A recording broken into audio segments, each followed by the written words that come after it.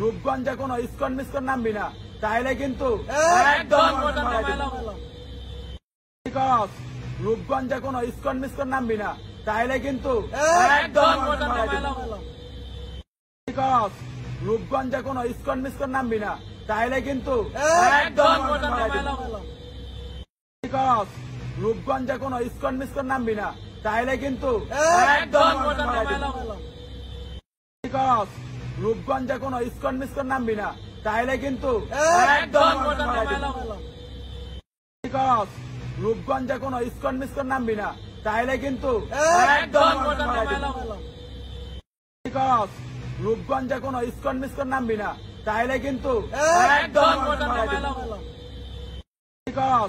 রূপগঞ্জে কোনো ইস্কন মিস্কন নামবি না, তাইলে কিন্তু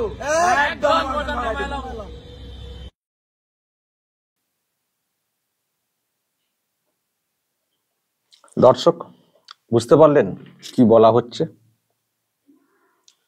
কি হুমকি দেওয়া হচ্ছে বুঝতে পারলেন?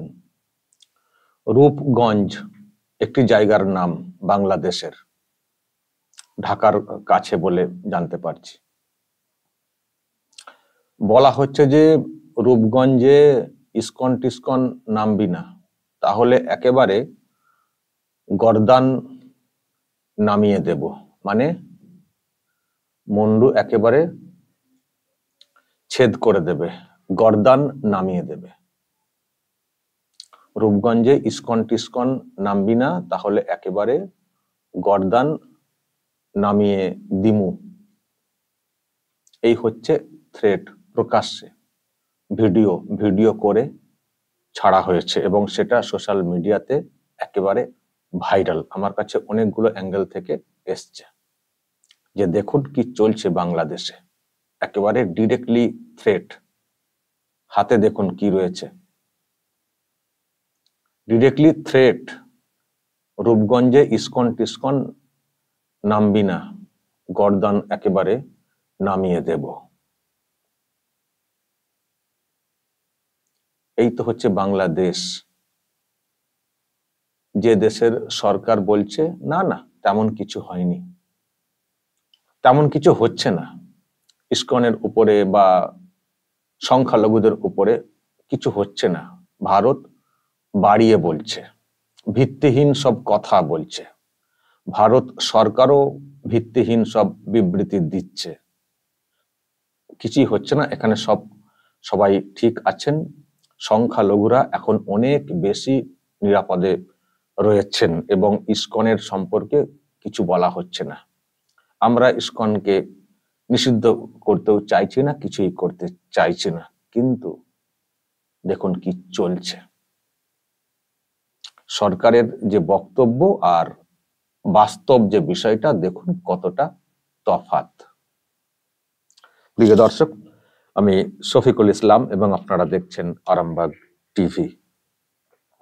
আমার প্রশ্ন, যে সরকার বলছে যে আমরা ইস্কনকে নিষিদ্ধ করা নিয়ে কিছু আলোচনা করিনি, মানে যেটা বলার চেষ্টা হচ্ছে যে আমরা এখন এইসব নিয়ে কিছু ভাবছি না, বা ইস্কনের ব্যাপারে যেসব উদ্বেগ প্রকাশ করে আমাদের দেশ থেকে, বিশেষ করে ভারত থেকে যেসব কথাগুলো বলা হচ্ছে সেগুলোর ভিত্তি নেই, যেটা আর কি বলার চেষ্টা। যতই ভারত সরকার এইসব নিয়ে উদ্বেগ প্রকাশ করে কিছু বলুক না কেন, সেগুলোকে অস্বীকার করে বলা হচ্ছে এসব ভুল কথা, আর এত ভুল বললে দুই দেশের সম্পর্ক খারাপ হবে, এইসব বলে একটা হুঁশিয়ারি কার্যত দেওয়া।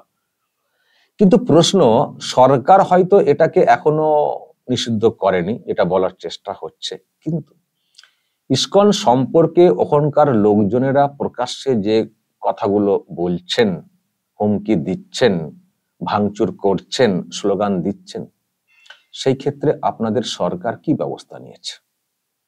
কি ব্যবস্থা নিয়েছে? চিন্ময়ী প্রভু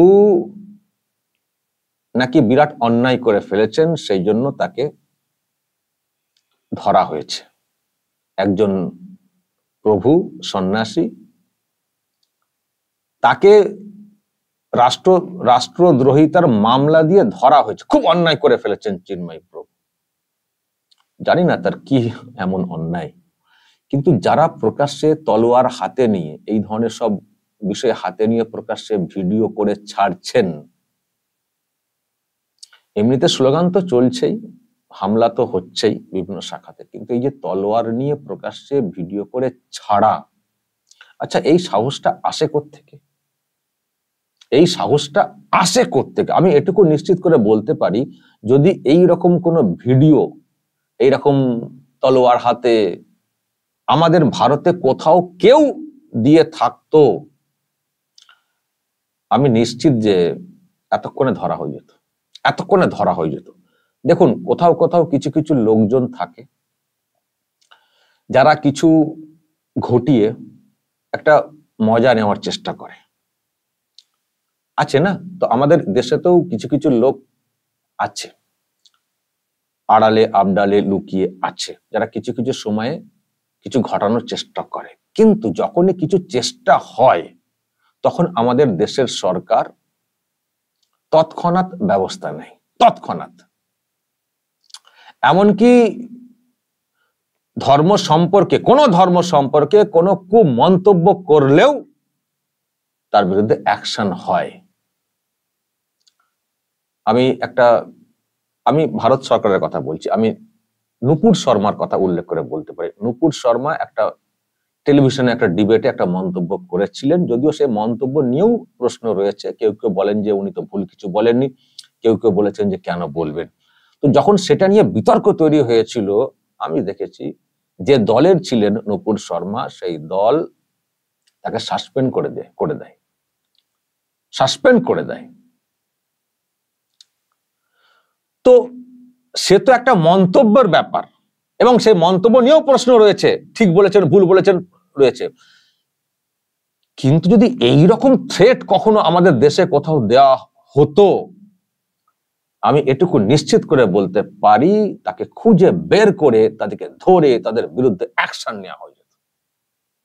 যে তলোয়ার হাতে নিয়ে এই রকম প্রকাশ্যে থ্রেট, হুমকি, মানে দেশে আইন রয়েছে, যদি কেউ কোথাও কিছু অন্যায় করে থাকে তার বিরুদ্ধে আইন মোতাবেক ব্যবস্থা নেওয়া হবে। এই রকম হুমকি দেবে ভিডিও করে, বড় হোতা। আর সেখানে তো আবার ইসকন সম্পর্কে বলা, যে ইসকনকে এখনো ওখানকার সরকার বলছে যে না, আমরা এটাকে নিষিদ্ধ বলে তো কিছু বলছি না, আমরা তো কোনো আলোচনা করছি না। তো যখন আলোচনা করছেন না, যখন ইসকনকে আপনারা নিষিদ্ধ করার মতো সিদ্ধান্তে এখনো উপনীত হতে হননি, হবেন কি করে? আপনাদের হাইকোর্টও তো আমল দেয়নি কার্যত সেটাকে। তো যে ঠিক আছে, যখন আপনারা বলছেন যে আমরা নিজেরাও ব্যান করার পক্ষে এখনো নই, বা আমরা এখন সেসব নিয়ে কিছু ভাবিনি, তাহলে সেই ইসকন সম্পর্কে প্রকাশ্যে এইরকম তলোয়ার হাতে, এইরকম ধারালো অস্ত্র হাতে কি করে হুমকি দিয়ে লোকগুলো এখনো এলাকায় থাকতে পারে গ্রেপ্তার না হয়ে? কি করে? ব্যবস্থা কোথায়? নাকি ওটা মুখে বলবো না আমরা ইসকনের বিরুদ্ধে কিছু করছি না, কিন্তু লোককে রাস্তাতে নামিয়ে দেব, লেলিয়ে দেব, যাতে করে ইসকনের ঝাঁপ এখানে বন্ধ হয়ে যায়, বা সংখ্যালঘুদের সমর্থনে ইসকনের সঙ্গে যুক্ত বা অন্য কোনো মন্দিরের সঙ্গে যুক্ত কেউ পাশে এসে দাঁড়াতে না পারেন, সনাতনীদের অধিকার নিয়ে জাগরণ তৈরি করতে না পারেন, চলো একটা সন্ত্রাস কায়েম করো, থ্রেট দাও, লোককে দিয়ে রাস্তাতে নামিয়ে ওই সব স্লোগান দাও, মানে কি একটা ইসকন ধৈরা জবাই কর, বা ওই ইসকনের ঠিকানা এখানে চলবে না, আস্তানা গুড়িয়ে দাও, ভেঙে দাও, চলুক, আমরা কিছু বলবো না, আমরা জাস্ট দর্শক হিসেবে দেখে যাব। আর ভারত কিছু বললে তাকে বলবো কেন এইসব ভুলভাল কথা বলছেন, কই সরকারকে কিছু করেছে বলেছে? মানে এটাই মনে হচ্ছে ইউনূস সরকারের যে অবস্থান, তাতে এটাই মনে হচ্ছে যে এই আর কি, যে আমরা কিছু বলবো না, কিন্তু চলুক। তার হলে এই ভিডিও কি করে আসে প্রকাশ্যে হুমকি? আমি জানতে চাই ইউনূস সরকারের কাছে, যে সরকার চলছে, যে প্রকাশ্যে এই যে 3 জন ভিডিও করে এলাকায় ছেড়ে দিল, আর তো আপনি দিয়ে কথা বলতে ইচ্ছে করছে না এদেরকে। তো এদের বিরুদ্ধে কি ব্যবস্থা হয়েছে? এদের বিরুদ্ধে সরকার কি ব্যবস্থা নিয়েছে? যে ইসকন সম্পর্কে এই ধরনের কথা, যে রূপগঞ্জে ইসকন নামবি না, নামলে গর্দান নামিয়ে দেব, এরপরে কি ব্যবস্থা নিয়েছে? যদি ব্যবস্থা নিয়ে দেখাতে পারেন আপনি, ডক্টর ইউনূস যে এই রকম ভিডিও ছাড়া হয়েছিল, আমরা ইসকনের রক্ষার্থে আমরা এতটাই উদ্বিগ্ন বা আমরা এতটাই কঠোর, সেই জন্য এই ভিডিও সামনে আসার পরই তাদেরকে ধরে আমরা জেলে ভরে দিয়েছি। কারণ কেন এইরকম থ্রেট দেওয়া হবে এইরকম একটা সংগঠনের বিরুদ্ধে যাকে আমরা নিষিদ্ধ করি? তাহলে বুঝবো ডক্টর ইউনূসের দাম আছে বা দম আছে। নোবেল পুরস্কার পেয়েছেন শান্তিতে, এখন তো তার নোবেল পুরস্কার ফিরিয়ে নেওয়ারও একটা দাবি উঠতে শুরু করেছে। উঠবেই তো। আপনি শান্তিতে নোবেল পেয়েছেন আর আপনার এলাকায় এত চরম একটা অশান্তির পরিবেশ তৈরি করা হচ্ছে, আপনি চুপ করে বসে থাকবেন আর বলবেন শান্তিতে নোবেল পেয়েছি? সেটা তো হয় না। নোবেল যেমন দেওয়া যায়, নোবেলকে তুলে নেওয়ার ক্ষেত্রে একটা বিধান রাখতে হবে। যদি শান্তির জন্য তুমি নোবেল পেয়ে থাকো, যদি তোমার দ্বারা কোথাও কোনো অশান্তি হয়, তাহলে সেই নোবেল আমরা কিন্তু ফিরিয়ে নিতে পারি। যদি নিয়ম না থাকে, নিয়ম করে ফিরিয়ে নেওয়া উচিত। তবে একটা দৃষ্টান্তমূলক ব্যাপার থাকবে এবং তার মধ্যে একটা বিষয় থাকবে যে আমি শান্তিতে নোবেল পেয়েছি, আমি কি করে এরকম অশান্তির পরিবেশ করতে পারি। শুধু ইউনূস না, যারা যেখানে শান্তিতে নোবেল পেয়েছেন তারা প্রত্যেকে সেই সব বিষয়ে নিজের দায়িত্বে, নিজের অবস্থানে সচেতন থাকবেন। সেটা করা উচিত। বলুন না দর্শক, এটা হয় কখনো? এরপরেও লোকগুলো এলাকাতে ঘুরে বেড়াতে পারে? দর্শক, যদি আপনারা কেউ চেনেন একটু বলবেন তো। আমি জানি ডিরেক্টলি ইউটিউবে কমেন্ট করলে হয়তো যারা বাংলাদেশ থেকে যারা চেনেন তারা সমস্যায় পড়বেন, তারা আবার টার্গেট হয়ে যাবেন। বুঝতে পারছি, যার চেহারা দেখেই তো ভয় লাগছে, লোকজনদের চেহারা দেখেই তো ভয় লাগছে। অ্যাকচুয়ালি কারা জঙ্গি তো দেখলে পরিষ্কার হয়ে যায়। ফলে যারা বলতে পারবেন না, ইউটিউবের ডাইরেক্ট কমেন্টে আমাকে আলাদা করে একটু বলবেন হোয়াটসঅ্যাপে যে এদের কি পরিচয়, কোথায় বাড়ি, কাদের সঙ্গে যোগ, একটু বলবেন তো। আমাদেরকে তো চিনে রাখতে হবে। আবার ওখান থেকে আমাকেও তো আবার হুমকি দেওয়া হচ্ছে, কতল করে দেবে। জানি না কোনো নেটওয়ার্ক কাজ করছে কিনা। ওই রকম মানসিকতা তো আমাদের রাজ্যেও তো লোকজন কিছু কেমন রয়েছে যেটা বুঝতে পারি, হতে পারে কোনোদিন। কিন্তু যেটা অন্যায় সেটা বলতে হবে। এটা সিস্টেম, এটা ইসলাম। কতল করে দেবো, এটা ইসলাম? গর্দান নামিয়ে দেবো? দর্শক বলবেন। আর আমি একটা কথা বলে রাখি, আমি দেখলাম একটা পোস্ট, আমি এটা কিন্তু নিশ্চিত না, এটা সোশ্যাল মিডিয়াতে খুবই ঘুরছে। 29/11/24 আপডেট বলে যে এইমাত্র আদিপুরুষ শ্যামদাস আদিনাথ প্রভু, যিনি চিন্ময় কৃষ্ণ ব্রহ্মচারী অর্থাৎ চিন্ময় প্রভুর সহকারী এবং ভক্ত রঙ্গনাথ দাসকে কোনো ওয়ারেন্ট ছাড়াই গ্রেপ্তার করা হয়েছে। তারা চিন্ময় প্রভুকে প্রসাদ পৌঁছে দিচ্ছিলেন, যিনি একজন নিবেদিত প্রাণ শ্রীকৃষ্ণ ভক্ত হিসেবে শুধুমাত্র বিশেষভাবে প্রস্তুত প্রসাদ গ্রহণ করেন। মানে এটা সোশ্যাল মিডিয়াতে ছাড়া হয়েছে দুটো ছবি দিয়ে।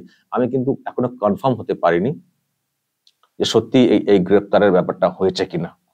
যারা এলাকার মানুষ তারা বলতে পারবেন। আমি জাস্ট যেহেতু সোশ্যাল মিডিয়াতে এটা ছড়াচ্ছে, কিন্তু আমি একটা কথা আরামবাগ টিভি সবসময় একটা জিনিস মেনে চলার চেষ্টা করি, খবর থাকলে খবর দেব, নিশ্চিত হলে তবে খবরটা দেওয়া উচিত।